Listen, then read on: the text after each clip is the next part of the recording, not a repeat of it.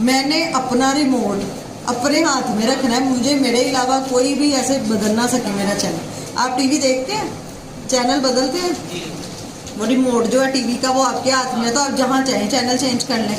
یہی آپ نے ریموٹ سب کے ہاتھ میں دیا ہے, سب کے ہاتھ میں ہے کہ یہ لو مجھے پھنسا لو. بچوں کے ہاتھ میں, شوہر کے ہاتھ میں, سسرال والوں کے ہاتھ میں, میکے والوں کے ہاتھ میں, بھائیوں کے ہاتھ میں, بہنوں کے ہاتھ میں, جس کا سب کے ہاتھ میں. یہ لوگ جیسے مرضی, تمہارا موڈ اچھا ہے تو میرا موڈ اچھا ہے, تمہارا موڈ جیسے مرضی میرا چینل چینج کر لو.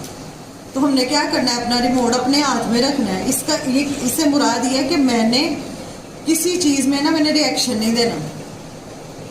ٹھیک ہے, ریئیکشن دینے سے مراد یہ ہے کہ میں نے کسی بھی چیز پہ فوراً نہ ریئیکٹ. ہم کیا کرتے ہیں, ادھر بات ہوئی نہیں, ادھر ہم ریئیکٹ دے دیتے ہیں, لوگوں کو سمجھ آ جاتی ہے. اور پھر اس سے کیا ہوتا ہے, ہم فوراً اگلے کو جیسا آپ سے ریئیکشن چاہیے تھا آپ نے فوراً دے دیا. اس سے بعد کیا ہوئے گا, نقصان کیا ہوگا آپ کو.